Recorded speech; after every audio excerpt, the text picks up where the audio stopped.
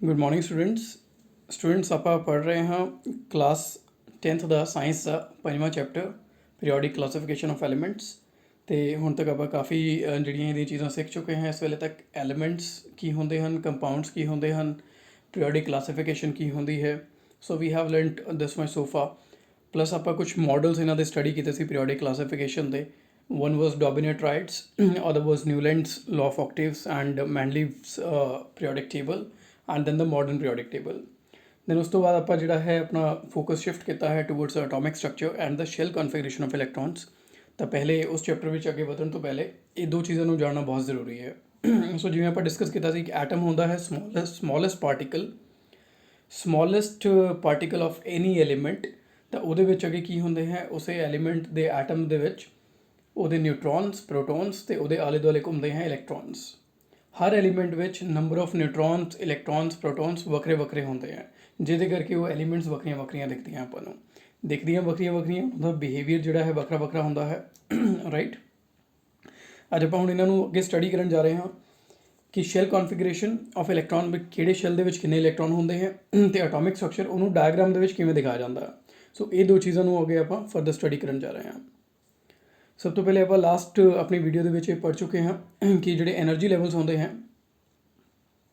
ਪਹਿਲਾ ਹੁੰਦਾ ਹੈ ਕੇ ਸ਼ੈਲ, ਦੂਜਾ ਐਲ, ਐਮ, ਐਨ, ਓ, ਪੀ, ਕਿਊ। ਇਹਨਾਂ ਨੂੰ ਨੰਬਰ ਦਿੱਤੇ ਹੁੰਦੇ ਹੈ 1 2 3 4 5 6 7। Okay, so K is first shell. So ਜਿਹੜਾ ਇਹਨਾਂ ਦਾ ਨੰਬਰ ਹੈ ਉਹਦੇ ਅਕੋਰਡਿੰਗ ਹੀ ਡਿਸਾਈਡ ਹੁੰਦਾ ਹੈ ਕਿ ਇਹਦੇ ਵਿੱਚ ਨੰਬਰ ਆਫ ਇਲੈਕਟ੍ਰੋਨਸ ਵੱਧ ਤੋਂ ਵੱਧ ਕਿੰਨੇ ਆ ਸਕਦੇ ਹਨ। ਓਕੇ, ਹੁਣ ਜਿਵੇਂ ਕੇ ਦਾ ਨੰਬਰ ਹੈ 1। ਸੋ ਫਾਰਮੂਲਾ ਹੈ ਆਪਣੇ ਕੋਲ 2n²। ਇਹਦੇ ਵਿੱਚ ਜਦੋਂ ਆਪਾਂ 1 ਪੁੱਟ ਕਰਾਂਗੇ 2 × 1 ਦਾ square is equal to 2 × 1 is equal to 2। So ਮਤਲਬ ਕੇ ਸ਼ੈਲ ਦੇ ਵਿੱਚ ਵੱਧ ਤੋਂ ਵੱਧ 2 ਇਲੈਕਟ੍ਰੋਨ ਆ ਸਕਦੇ ਹੈ। K shell can hold maximum 2 electrons. ਇਸ ਤੋਂ ਘੱਟ ਹੋ ਸਕਦੇ ਹੈ, ਇਸ ਤੋਂ ਵੱਧ ਨਹੀਂ ਹੋ ਸਕਦੇ ਕਿਸੇ ਵੀ ਐਲੀਮੈਂਟ ਲਈ ਕੇ ਸ਼ੈਲ ਦੇ ਵਿੱਚ। ਦੈਨ ਐਲ ਸ਼ੈਲ ਦਾ ਨੰਬਰ ਹੈ 2। 2n² ਦੇ ਅਕੋਰਡਿੰਗ ਆਪਾਂ ਫਾਰਮੂਲੇ ਦੇ ਵਿੱਚ ਪੁੱਟ ਕਰਾਂਗੇ। ਜਿਹੜਾ ਸੈਕਿੰਡ ਇਕੁਏਸ਼ਨ ਤੁਸੀਂ ਦੇਖ ਰਹੇ ਹੋ, ਟੋਟਲ ਨੰਬਰ ਆਫ ਇਲੈਕਟ੍ਰੋਨਸ ਕਿੰਨੇ ਆ ਰਹੇ ਆਪਣੇ ਕੋਲ 8। L shell can hold maximum 8 electrons. L shell ਦੇ ਵਿੱਚ ਕਿਸੇ ਵੀ ਐਲੀਮੈਂਟ ਦੇ ਐਲ ਸ਼ੈਲ ਦੇ ਵਿੱਚ ਵੱਧ ਤੋਂ ਵੱਧ 8 ਇਲੈਕਟ੍ਰੋਨ ਹੋ ਸਕਦੇ ਹੈ, ਇਸ ਤੋਂ ਵੱਧ ਨਹੀਂ ਹੋ ਸਕਦੇ, ਇਸ ਤੋਂ ਘੱਟ ਜ਼ਰੂਰ ਹੋ ਸਕਦੇ ਹੈ। ਓਕੇ, ਇਵੇਂ ਹੀ ਐਮ ਸ਼ੈਲ ਦਾ ਨੰਬਰ ਹੈ 3, number of electrons 18 maximum. N shell the number ਹੈ 4, maximum number of electrons 32। Okay, ਇਸ ਤੋਂ ਅੱਗੇ ਜੇ ਮੈਂ ਨਹੀਂ ਲਿਖਿਆ ਹੈ ਇਸ ਨੂੰ ਆਪਾਂ ਡਿਸਕਸ ਕਰਾਂਗੇ ਕਿਉਂ ਨਹੀਂ ਇਸ ਨੂੰ ਮੈਂ ਅੱਗੇ ਫਰਦਰ ਲਿਖਿਆ ਹੈ। ਓਕੇ, ਸੋ ਆਪਾਂ ਚੱਲਦੇ ਹਾਂ ਆਪਣੀ ਨੈਕਸਟ ਸਲਾਈਡ 'ਤੇ। ਆਰ ਨੈਕਸਟ ਸਲਾਈਡ ਇਜ਼ ਕਿ ਅੱਗੇ ਸਬ ਸ਼ੈਲ ਕਿਹੜੇ ਕਿਹੜੇ ਹੁੰਦੇ ਇਹਨਾਂ ਦੇ। ਹੁਣ ਜਿਵੇਂ ਤੁਸੀਂ ਦੇਖ ਰਹੇ ਹੋ ਕੇ ਸ਼ੈਲ ਫਸਟ ਸ਼ੈਲ ਹੈ, ਇਹਦੇ ਵਿੱਚ ਜਿਹੜਾ ਹੈ ਇੱਕੋ ਸ਼ੈਲ ਹੈ 1s। ਐਲ ਜਿਹੜਾ ਹੈ ਸੈਕਿੰਡ ਸ਼ੈਲ ਹੈ, ਇਹਦੇ ਵਿੱਚ ਦੋ ਸਬ ਸ਼ੈਲਸ ਹੈ 2s ਐਂਡ 2p। ਐਮ ਜਿਹੜਾ ਹੈ ਥਰਡ ਸ਼ੈਲ ਹੈ 3s, 3p ਅਤੇ 3d ਨੂੰ ਮਿਲ ਕੇ ਬਣਿਆ ਹੈ। ਐਨ ਜਿਹੜਾ ਹੈ ਫੋਰਥ ਸ਼ੈਲ ਹੈ 4s, 4p, 4d ਅਤੇ 4f ਨੂੰ ਮਿਲ ਕੇ ਬਣਿਆ ਹੈ। ਓਕੇ, ਹੁਣ ਆਪਾਂ ਦੇਖਦੇ ਹਾਂ ਕਿ ਇਸ ਨੂੰ ਪਹਿਲੇ ਬਣਾਉਣਾ ਕਿਵੇਂ, ਇੱਕ ਸ਼ਾਰਟਕਟ ਦੇਖਦੇ ਹਾਂ, ਉਸ ਤੋਂ ਬਾਅਦ ਆਪਾਂ ਇਸ 'ਤੇ ਫਰਦਰ ਸਟੱਡੀ ਕਰਾਂਗੇ। ਸਭ ਤੋਂ ਪਹਿਲੇ ਤੁਸੀਂ ਇਹ ਸਾਰੇ ਐਸ ਵਾਲੇ ਜਿਹੜੇ ਹੈ ਲਿਖੇ ਹੋਏ ਹੈ, ਇਸ ਨੂੰ ਜਿਹੜਾ ਹੈ ਤੁਸੀਂ ਲਿਖ ਲਓ। ਸਭ ਤੋਂ ਪਹਿਲੇ 1s, 2s, 3s, 4s, 5s, 6s, 7s, 8s। 1 ਤੋਂ ਲੈ ਕੇ 8 ਤੱਕ ਤੁਸੀਂ ਇਹ ਲਿਖ ਲਓ। ਠੀਕ ਹੈ, ਉੱਪਰ 2 ਲਿਖਣਾ ਜ਼ਰੂਰੀ ਨਹੀਂ ਹੈ, 2 ਲਿਖਣਾ ਜ਼ਰੂਰੀ ਨਹੀਂ ਹੈ। ਇਹ ਮੈਂ ਸਿਰਫ ਇਸ ਕਰਕੇ ਦਿਖਾਇਆ ਕਿ ਇਹਦੇ ਵਿੱਚ ਵੱਧ ਤੋਂ ਵੱਧ ਇੰਨੇ ਇਲੈਕਟ੍ਰੋਨ ਆ ਸਕਦੇ ਹਨ, ਪਰ ਹਰ ਐਲੀਮੈਂਟ ਦੇ ਇਲੈਕਟ੍ਰੋਨ ਜਿਹੜੇ ਹੈ ਘੱਟ ਵੀ ਹੋ ਸਕਦੇ ਹਨ। ਠੀਕ ਹੈ, ਸੋ ਉੱਪਰ ਵਾਲਾ 2 ਲਿਖਣਾ ਜ਼ਰੂਰੀ ਨਹੀਂ ਹੈ। ਹਾਂ, ਤੁਸੀਂ ਆਪਣੀ ਰੈਫਰੈਂਸ ਲਈ ਲਿਖਣਾ ਚਾਹੋ ਤਾਂ ਲਿਖ ਸਕਦੇ ਹੋ। ਦੈਨ ਉਸ ਤੋਂ ਬਾਅਦ ਉੱਪਰ ਵਾਲਾ ਇੱਕ ਛੱਡ ਦਿਓ, ਥੱਲੇ ਵਾਲਾ ਇੱਕ ਛੱਡ ਦਿਓ, ਅਤੇ ਇਹ ਆ ਗਏ ਤੁਹਾਡੇ ਕੋਲ ਪੀ ਵਾਲੇ 2p ਤੋਂ ਸਟਾਰਟ ਹੋ ਕੇ 7p ਤੱਕ। ਫਿਰ ਥੱਲੇ ਵਾਲਾ ਇੱਕ ਛੱਡ ਦਿਓ, ਉੱਪਰ ਵਾਲਾ ਇੱਕ ਛੱਡ ਦਿਓ, ਬਾਕੀ ਆ ਗਏ ਡੀ ਵਾਲੇ 3d ਤੋਂ ਲੈ ਕੇ 6d ਤੱਕ।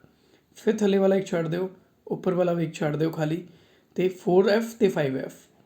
ਠੀਕ ਹੈ, ਸੋ ਲਿਖਣਾ ਈਜ਼ੀ ਹੈ, ਰਾਈਟ।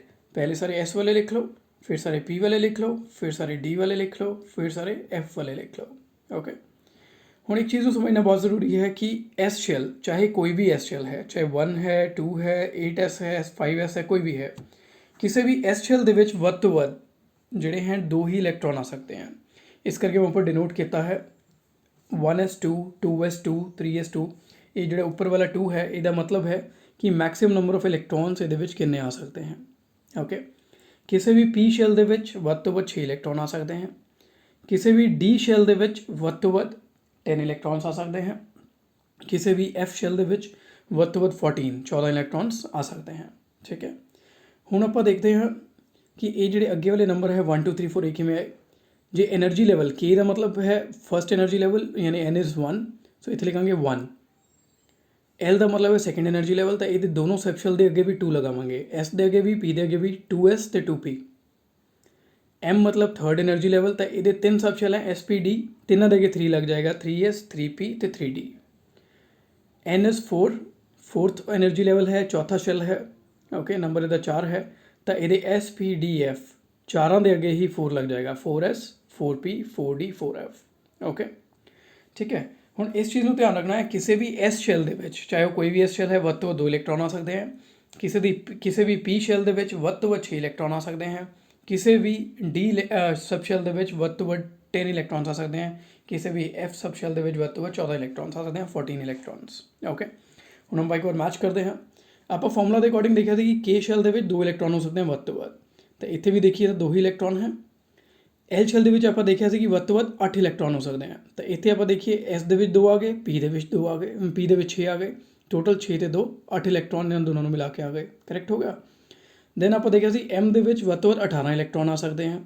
ਓਕੇ, ਹੁਣ ਇਹਨਾਂ ਨੂੰ ਆਪਾਂ ਟੋਟਲ ਕਰਦੇ ਹਾਂ। ਐਸ ਦੇ ਵਿੱਚ 2 ਆ ਗਏ, ਪੀ ਦੇ ਵਿੱਚ ਕਿੰਨੇ ਆ ਗਏ 6, ਡੀ ਦੇ ਵਿੱਚ 10, ਸੋ 10 + 6 + 2 ਟੋਟਲ 18 ਹੋ ਗਏ, ਮੈਚ ਕਰੈਕਟ ਹੋ ਗਿਆ। ਨੈਕਸਟ ਆ ਗਿਆ ਸ਼ੈਲ ਆਪਣੇ ਕੋਲ N એનર્ਜੀ ਲੈਵਲ 4। ਆਪਾਂ ਫਾਰਮੂਲਾ ਦੇ ਅਕੋਰਡਿੰਗ ਦੇਖਿਆ ਸੀ ਕਿ ਇਹਦੇ ਵਿੱਚ ਵੱਧ ਤੋਂ ਵੱਧ 32 ਇਲੈਕਟ੍ਰੋਨ ਆ ਸਕਦੇ ਹਨ।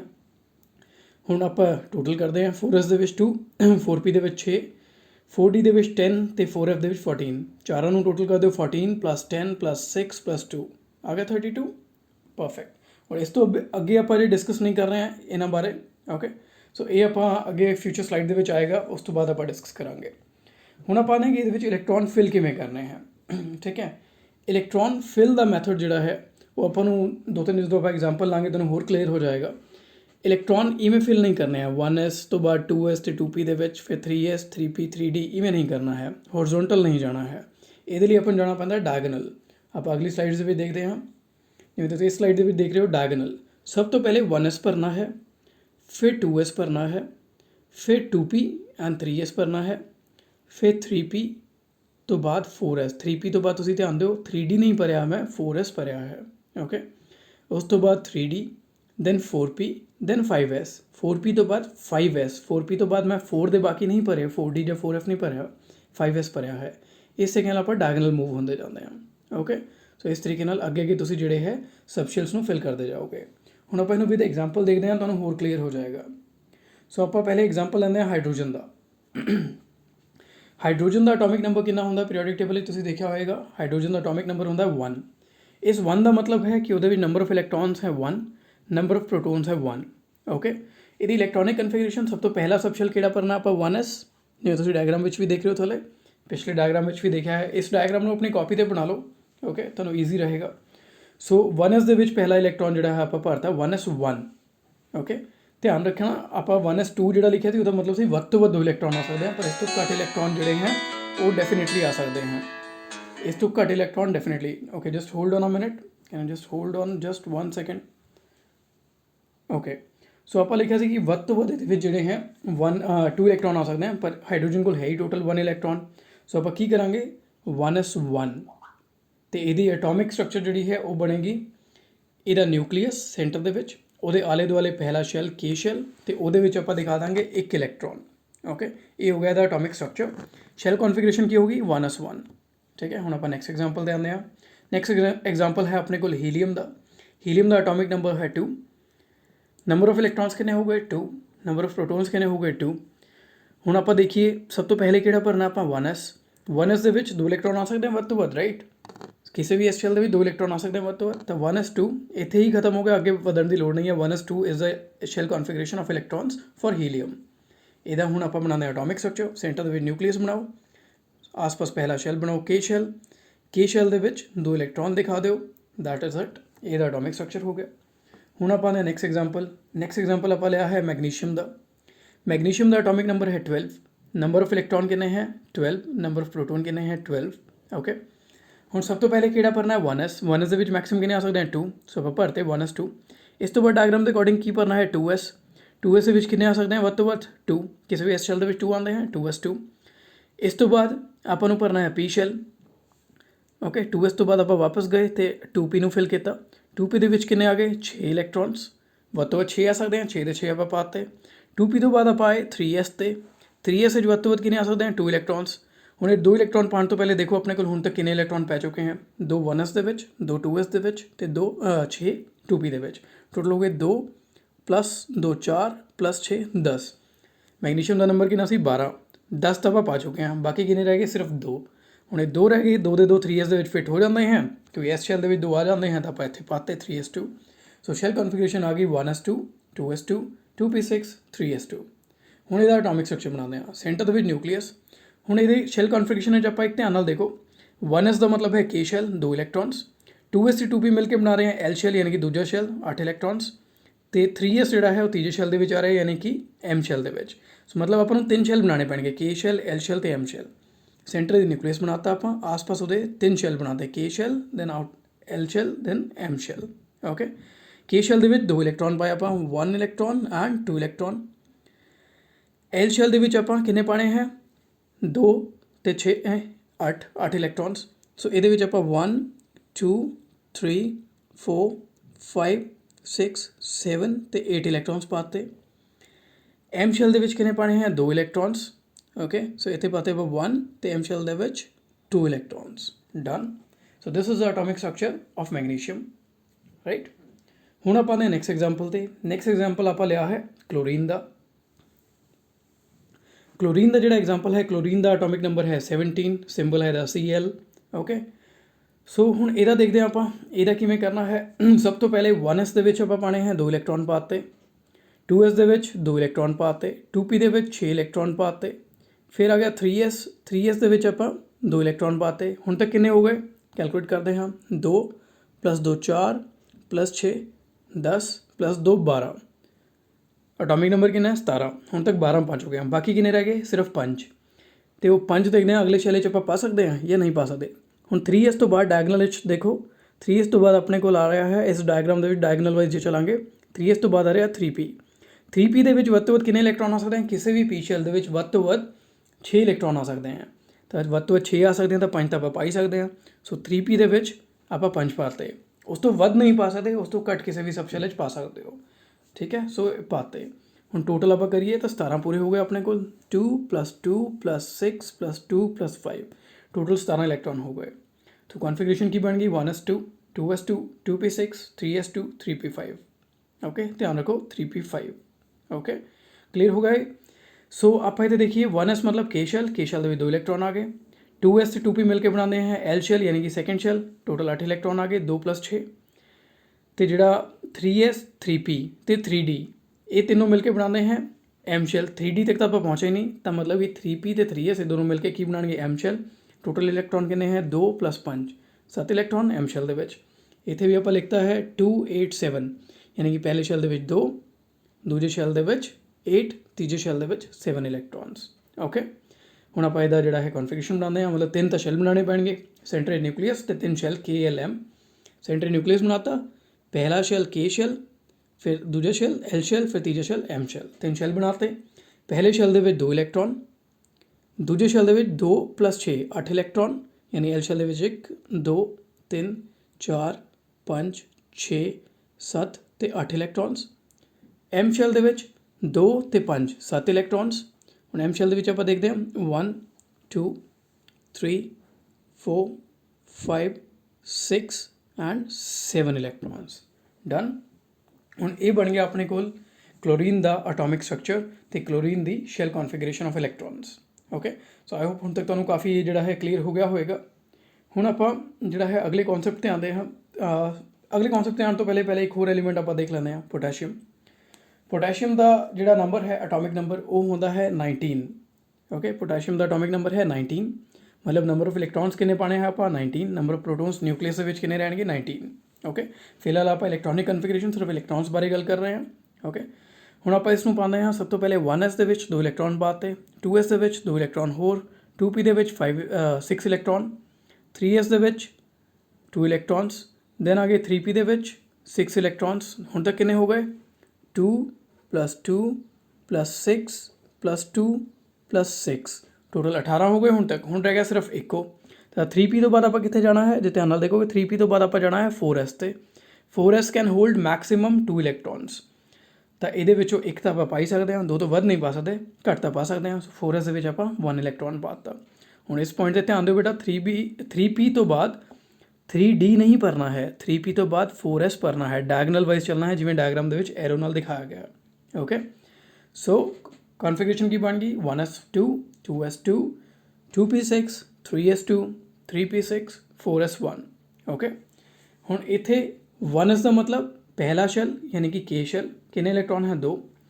2s से 2p मिल के की बना रहे हैं दूजा शेल, मतलब कि एल शेल। टोटल कितने इलेक्ट्रॉन आ गए 2 + 6 8 इलेक्ट्रॉन दूजे शेल ਦੇ ਵਿੱਚ। 3s ਤੇ 3p ਨਾਲ 3d ਇਹ ਤਿੰਨੋਂ ਮਿਲ ਕੇ ਬਣਾਉਂਦੇ हैं m शेल, पर 3d ਦਾ ਜੇ ਭਰਿਆ ਨਹੀਂ ਹੈ ਤਾਂ ਫਿਲਹਾਲ ਕੀ ਹੈ ਤੀਜੇ शेल ਦੇ ਵਿੱਚ 3s ਤੇ 3p। ਟੋਟਲ ਇਲੈਕਟ੍ਰॉन ਕਿੰਨੇ ਹੈ 2 + 6 8, यानी ਤੀਜੇ शेल m शेल ਦੇ ਵਿੱਚ 8 ਇਲੈਕਟ੍ਰॉन्स। ਚੌਥਾ शेल ਵੀ ਭਰਨਾ ਸਟਾਰਟ ਹੋ ਗਿਆ ਹੈ। ਕਿੰਨੇ ਹੈ ਉਹਦੇ ਵਿੱਚ ਅਜੇ, ਇਹਦੇ ਵਿੱਚ 4s 4p 4d ਤੇ 4f ਆਉਂਦੇ ਹੈ, ਬਟ ਇਹਦੇ ਵਿੱਚੋਂ ਸਿਰਫ 4s ਦੇ ਵਿੱਚ ਇੱਕੋ ਇਲੈਕਟ੍ਰॉन ਪਾਇਆ ਹਜੇ ਤੱਕ ਆਪਾਂ, ਇੱਕੋ ਹੀ ਪਏਗਾ ਕਿਉਂਕਿ ਇਸ ਤੋਂ ਵੱਧ ਐਟੋਮਿਕ ਨੰਬਰ ਹੀ ਨਹੀਂ ਹੈ, ਇਸ ਤੋਂ ਵੱਧ ਇਲੈਕਟ੍ਰॉन ਹੀ ਨਹੀਂ ਹੈ। ਤਾਂ ਇਹਦੇ ਵਿੱਚ ਆਪਾਂ ਪਹਿਲਾ ਇਲੈਕਟ੍ਰॉन ਆਪਣਾ ਪਾਤਾ। n ਸ਼ੈਲ ਦੇ ਵਿੱਚ ਕਿੰਨੇ ਇਲੈਕਟ੍ਰॉन ਸ਼ੋ ਕਰਨੇ ਆਪਾਂ 1। ਹੁਣ ਆਪਾਂ ਨੂੰ ਇਹ ਕਲੀਅਰ ਹੋ ਗਿਆ ਕਿ 4 ਸ਼ੈਲ ਬਣਾਉਣੇ ਪੈਣਗੇ, k l m ਤੇ n।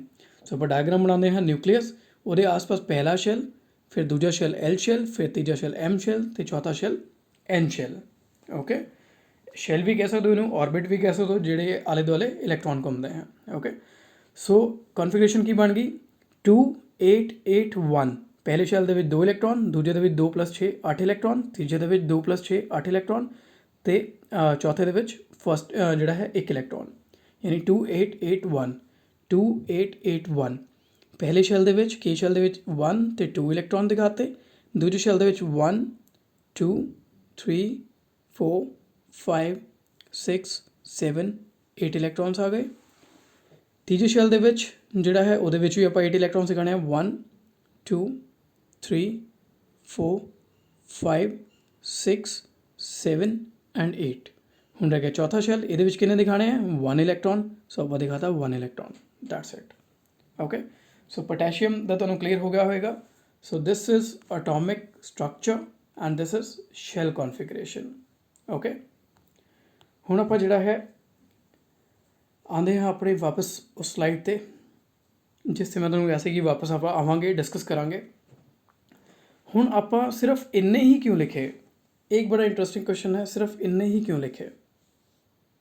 ਓਕੇ, ਕੀ ਆਪਾਂ 5f ਤੋਂ ਬਾਅਦ ਕੁਝ ਹੋਰ ਨਹੀਂ ਲਿਖ ਸਕਦੇ ਸੀ? ਜਿਵੇਂ ਆਪਾਂ ਆ ਰਹੇ ਹਾਂ, ਪਹਿਲੇ ਵਿੱਚ 1 ਹੈ, ਦੂਜੇ ਵਿੱਚ 2 ਹੈ, ਤੀਜੇ ਵਿੱਚ 3 ਹੈ, ਚੌਥੇ ਵਿੱਚ 4 ਹੈ, ਤਾਂ ਪੰਜਵੇਂ ਵਿੱਚ 5 ਨਹੀਂ ਹੋਣੇ ਚਾਹੀਦੇ ਸੀ, ਛੇਵੇਂ ਵਿੱਚ 6 ਨਹੀਂ ਹੋਣੇ ਚਾਹੀਦੇ ਸੀ, ਸੱਤਵੇਂ ਵਿੱਚ 7 ਨਹੀਂ ਹੋਣੇ ਚਾਹੀਦੇ ਸੀ ਕੀ? ਠੀਕ ਹੈ, ਜੇ ਆਪਾਂ 8ਵਾਂ ਵੀ ਲਿਖਿਆ ਤਾਂ 8ਵੇਂ 'ਚ ਕੀ 8 ਹੋਣੇ ਚਾਹੀਦੇ ਸੀ?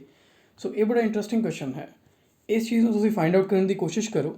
ਇਹਦਾ ਤੁਹਾਨੂੰ ਆਨਸਰ ਜਿਹੜਾ ਹੈ ਨੈਕਸਟ ਵੀਡੀਓ ਦੇ ਵਿੱਚ ਦਿਆਂਗੇ। ਪਲੱਸ ਜੇ ਕੁਝ ਹੁੰਦਾ, ਜੇ ਕੁਝ ਇਹੋ ਜਿਹੇ ਸ਼ੈਲਸ ਹੁੰਦੇ ਤਾਂ ਕੀ ਉਹ ਡਾਇਗਰਾਮ ਕੁਝ ਇਹੋ ਜਿਹਾ ਦਿਖਦਾ? ਠੀਕ ਹੈ, ਕਿ ਇਹੋ ਜਿਹੇ ਕੁਝ ਸ਼ੈਲਸ ਹੋਣ ਦੇ ਨਾਲ, ਜੇ ਹੁੰਦੇ ਤਾਂ ਬਣਾਏ ਕਿਉਂ ਨਹੀਂ ਗਏ? ਠੀਕ ਹੈ, ਸੋ ਇਹ ਜਿਹੜਾ ਗਰੁੱਪ ਹੈ ਇਹ ਕਿਉਂ ਨਹੀਂ ਹੈ, ਇਸ ਚੀਜ਼ ਨੂੰ ਆਨਸਰ ਕਰਨ ਦੀ ਕੋਸ਼ਿਸ਼ ਕਰੋ ਖੁਦ। ਠੀਕ ਹੈ, ਕਿ ਇਹ ਗਰੁੱਪ ਕਿਉਂ ਨਹੀਂ ਹੈ, ਸਿਰਫ ਆਪਾਂ ਇੰਨੇ ਹੀ ਕਿਉਂ ਲਿਖ ਰਹੇ ਹਾਂ, ਇਹ ਵਾਲੇ ਕਿਉਂ ਨਹੀਂ ਲਿਖ ਰਹੇ ਹਾਂ, ਗ੍ਰੇ ਵਾਲੇ ਕਿਉਂ ਨਹੀਂ ਲਿਖ ਰਹੇ ਹਾਂ? ਠੀਕ ਹੈ, ਇਹ ਤੁਹਾਡਾ ਪਹਿਲਾ ਹੋਮਵਰਕ ਹੈ, ਇਸ ਨੂੰ ਫਾਈਂਡ ਆਊਟ ਕਰਨ ਦੀ ਕੋਸ਼ਿਸ਼ ਕਰੋ। ਠੀਕ ਹੈ, ਇੱਕ ਮੈਂ ਤੁਹਾਨੂੰ ਹਿੰਟ ਦੇ ਦਿੰਦਾ, ਇਹਦਾ ਸਿੱਧਾ ਸਿੱਧਾ ਲਿੰਕ ਹੈ ਕਿ ਕਿੰਨੇ ਨੰਬਰ ਆਫ ਐਲੀਮੈਂਟਸ ਹੈ, ਇਹ ਤੁਹਾਡੇ ਲਈ ਇੱਕ ਹਿੰਟ ਹੈ। ਪੀਰੀਓਡਿਕ ਟੇਬਲ ਦੇ ਵੀ ਦੇਖੋ ਕਿੰਨੇ ਨੰਬਰ ਆਫ ਐਲੀਮੈਂਟਸ ਹੈ, ਤੁਹਾਨੂੰ ਉੱਥੇ ਹੀ ਆਨਸਰ ਮਿਲ ਜਾਏਗਾ ਕਿ ਇਹਨਾਂ ਦੀ ਲੋੜ ਵੀ ਹੈ ਜਾਂ ਨਹੀਂ ਹੈ। ਜਿਹੜੇ ਇਹ ਵਾਲੇ ਸ਼ੈਲਸ ਹੈ ਕਿ ਇਹਨਾਂ ਦੀ ਲੋੜ ਹੈ ਅਜੇ ਕਿ ਨਹੀਂ ਹੈ, ਕਿੰਨੇ ਨੰਬਰ ਆਫ ਐਲੀਮੈਂਟਸ ਹੈ। This is a hint for you, ਇਹਨੂੰ ਫਾਈਂਡ ਆਊਟ ਕਰਨ ਦੀ ਕੋਸ਼ਿਸ਼ ਕਰੋ। ਅਤੇ ਅੱਜ ਦਾ ਤੁਹਾਡਾ ਦੂਜਾ ਹੋਮਵਰਕ ਹੈ, ਇਸ ਚੀਜ਼ ਨੂੰ ਪਲੀਜ਼ ਇੱਕ ਵਾਰ ਜਿਹੜਾ ਹੈ ਧਿਆਨ ਨਾਲ ਦੇਖੋ, do it yourself. Try to make shell configuration of electrons and atomic structure, ਦੋਨੋਂ ਚੀਜ਼ਾਂ, ਸ਼ੈਲ ਕਨਫੀਗਰੇਸ਼ਨ ਵੀ ਅਤੇ ਐਟੋਮਿਕ ਸਟਰਕਚਰ ਵੀ, of as many elements as you can from the periodic table। ਆਪਣੀ ਪੀਰੀਓਡਿਕ ਟੇਬਲ ਦੇ ਵਿੱਚੋਂ ਜਿੰਨੇ ਵੱਧ ਤੋਂ ਵੱਧ ਐਲੀਮੈਂਟਸ ਲਈ ਤੁਸੀਂ ਇਹ ਦੋਨੋਂ ਚੀਜ਼ਾਂ ਬਣਾਉਣ ਦੀ ਕੋਸ਼ਿਸ਼ ਕਰੋਗੇ, ਉਨੀ ਤੁਹਾਡੀ ਪ੍ਰੈਕਟਿਸ ਬੈਟਰ ਹੋ ਜਾਏਗੀ ਅਤੇ ਅਗਲੇ ਕਨਸੈਪਟ ਤੁਹਾਨੂੰ ਬਹੁਤ ਕਲੀਅਰ ਹੋ ਜਾਣਗੇ। ਅਤੇ ਤੁਹਾਨੂੰ ਬੇਟਾ ਇੱਕ ਚੀਜ਼ ਮੈਂ ਇੱਥੇ ਦੱਸ ਦਿਆਂ ਕਿ ਇਹ ਜਿਹੜਾ ਹੈ ਤੁਹਾਡੇ ਪਹਿਲੇ 4 ਚੈਪਟਰ ਦਾ ਬੇਸ ਤਿਆਰ ਹੋ ਰਿਹਾ, along with the 5th chapter, ਪਹਿਲੇ 4 ਚੈਪਟਰ ਦਾ ਇਹ ਬੇਸ ਹੈ। ਸੋ ਇਸ ਕਨਸੈਪਟ ਨੂੰ ਬੜੇ ਧਿਆਨ ਨਾਲ ਸਮਝਣਾ ਹੈ ਕਿ ਆਪਾਂ ਸ਼ੈਲ ਕੌਨਫੀਗਰੇਸ਼ਨ ਦੇ ਐਟੋਮਿਕ ਸਟਰਕਚਰ ਨੂੰ ਕਿਵੇਂ ਕਰਦੇ ਹਾਂ। ਓਕੇ, ਇੱਕ ਵਾਰ ਫਿਰ ਤੁਸੀਂ ਡਾਇਗਰਾਮ ਦੇਖਣਾ ਚਾਹੋ ਦੈਨ ਯੂ ਕੈਨ ਸੀ ਕਿ ਜਿਹੜਾ ਇਹ ਹੈ ਇਸ ਨੂੰ ਆਪਾਂ ਕਹਿੰਦੇ ਹਾਂ ਸ਼ੈਲ ਕੌਨਫੀਗਰੇਸ਼ਨ 1s 2s 2p, ਕਿਹੜੇ ਸ਼ੈਲ ਦੇ ਵਿੱਚ ਕਿੰਨੇ ਇਲੈਕਟ੍ਰੋਨ ਆਉਣਗੇ, ਇਹ ਹੈ ਸ਼ੈਲ ਕੌਨਫੀਗਰੇਸ਼ਨ ਆਫ ਇਲੈਕਟ੍ਰੋਨਸ। ਤੇ ਜਿਹੜਾ ਇਹੋ ਜਿਹਾ ਡਾਇਗਰਾਮ ਹੁੰਦਾ ਇਹਨੂੰ ਆਪਾਂ ਕਹਿੰਦੇ ਹਾਂ atomic structure. Okay, so I hope ਕਿ ਤੁਹਾਨੂੰ ਅੱਜ ਦਾ ਲੈਕਚਰ ਜਿਹੜਾ ਕਾਫੀ ਹੱਦ ਤੱਕ ਕਲੀਅਰ ਹੋਏਗਾ। ਇਸ ਨੂੰ ਫਰਦਰ ਪ੍ਰੈਕਟਿਸ ਕਰਨ ਦੀ ਕੋਸ਼ਿਸ਼ ਕਰੋ ਐਂਡ ਇਸ ਤੋਂ ਅੱਗੇ ਜਿਹੜਾ ਹੈ ਆਪਾਂ ਨੈਕਸਟ ਲੈਕਚਰ ਵਿੱਚ ਡਿਸਕਸ ਕਰਾਂਗੇ। Thank you so much.